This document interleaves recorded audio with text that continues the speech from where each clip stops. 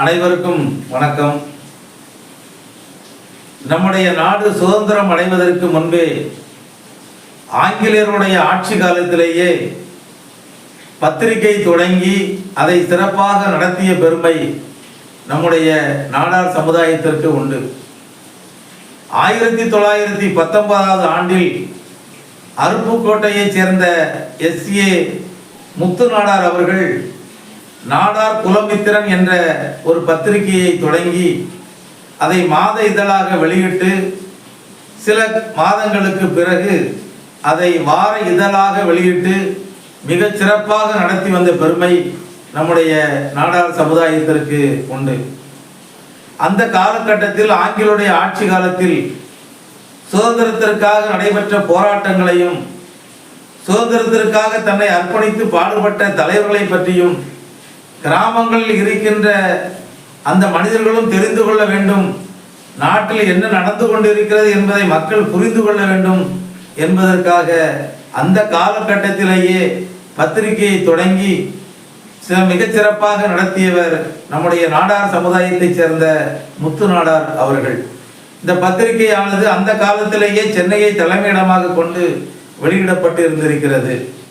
இன்றைக்கு பத்திரிகை என்று சொன்னால், இன்னைக்கு தினசரி செய்தி என்று சொன்னாலும் சரி, வார இதழா என்று சொன்னாலும் சரி, நமக்கு உடனே ஞாபகத்துக்கு வருபவர்கள் ஐயா சீபா ஆதித்தனார், சிவந்தி ஆதித்தனார், ராமச்சந்திர ஆதித்தனார், இவர்களை பற்றி தான் இன்றைக்கு நமக்கு ஞாபகத்துக்கு வரும்.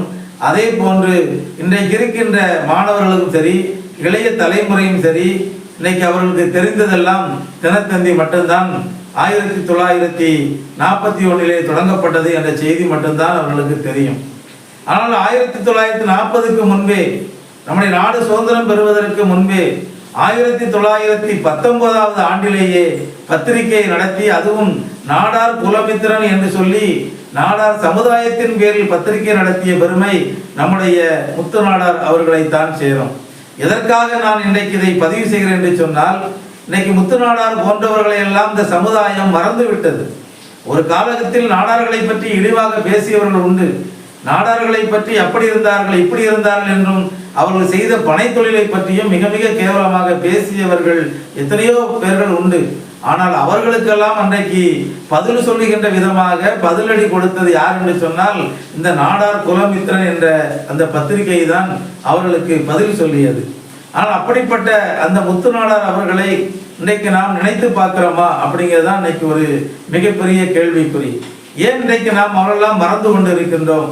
இன்றைக்கு சிவந்தி ஆதித்தனார் அவர்களையும் சீபா ஆதித்தனார் போன்றவர்களையும் இன்றைக்கு நாம் ஏன் இன்றைக்கு நினைவில் கொண்டிருக்கின்றார்கள் இந்த மாணவர்கள், இந்த இளைஞர்கள் என்றால், ஆண்டுக்கு ஒரு முறை அவர்களுடைய பெயரில் கவிதை போட்டிகள், கட்டுரை போட்டிகள் என்று பல்வேறு போட்டிகள் கொடுத்து அதில் வெற்றி பெற்றவர்களுக்கு சீபா ஆதித்தனார் அவருடைய பெயரிலும் சிவந்தி ஆதித்தனார் அவருடைய பெயரிலும் பதக்கங்களும் சான்றிதழ்களும் இன்றைக்கு வழங்கி வருகின்ற காரணத்தினால் இன்றைக்கு அவர்களை எல்லாம் இந்த சமூகம், இந்த சமுதாயம் நினைத்து கொண்டிருக்கிறது.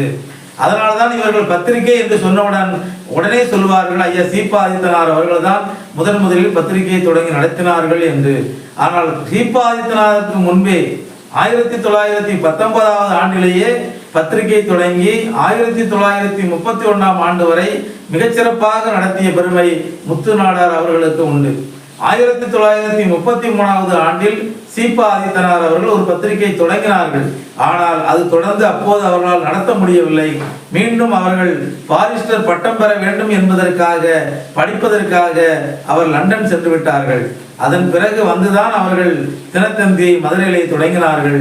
ஆனால் அதற்கு முன்பே அன்னைக்கு நம்முடைய சமுதாயத்தின் பேரில் நாடார் குலமித்திரன் என்ற பத்திரிகையை தொடங்கி நடத்திய பெருமை நம்முடைய முத்து நாடார் அவர்களை சேரும். எதற்காக நான் இன்றைக்கு இதை பதிவு செய்கிறேன் என்றால், நம்முடைய நாடார் சங்கங்கள், நாடார் அமைப்புகள், நாடார் மகாசன சங்கமாக இருக்கட்டும் அல்லது தெச்சனமார நாடார் சங்கமாக இருக்கட்டும், மிகப்பெரிய சங்கங்களாக இருக்கட்டும் அல்லது அருப்புக்கோட்டை நாடார் சங்கங்களாகவே இருக்கட்டும், எந்த ஊரில் சங்கங்களாக இருந்தாலும் முத்து நாடார் அவர்களை நினைவாக நாமும் பிள்ளைகளுக்கு அவர்களுடைய பிறந்த நாள் நினைவு நாட்களில் கவிதை போட்டிகள், கட்டுரை போட்டிகள், இலக்கிய போட்டிகள் எல்லாம் வைத்து இவர்களையும் நாம் நினைவு கூற வேண்டும். அப்போதுதான் இன்றைக்கு இருக்கின்ற தலைமுறைக்கு நாடார்கள் தான் 1919 ஆங்கிலருடைய ஆட்சி காலத்திலேயே பத்திரிகை நடத்திய பெருமைக்குரியவர்கள் என்ற செய்தியை இன்றைக்கு இருந்து வளர்ந்து கொண்டிருக்கின்ற வளருகின்ற இளைய சமுதாயத்திற்கு தெரியும் என்பதற்காகவே நான் இதை பதிவு செய்ய விரும்புகின்றேன். நாடார் சங்கங்களும் சரி, நாடார் சமுதாய பல்வேறு அமைப்புகளும் சரி, நாடார் குலமித்திரன் நடத்திய அந்த நிறுவன தலைவராக இருந்த அந்த பத்திரிகையை மிகச்சிறப்பாக நடத்திய முத்து நாடார் அவர்களையும் நினைவு கொள்ள வேண்டும் என்று நம்முடைய நாடார் சமுதாய சங்கங்களை கேட்டுக்கொள்கின்றேன். நன்றி, வணக்கம்.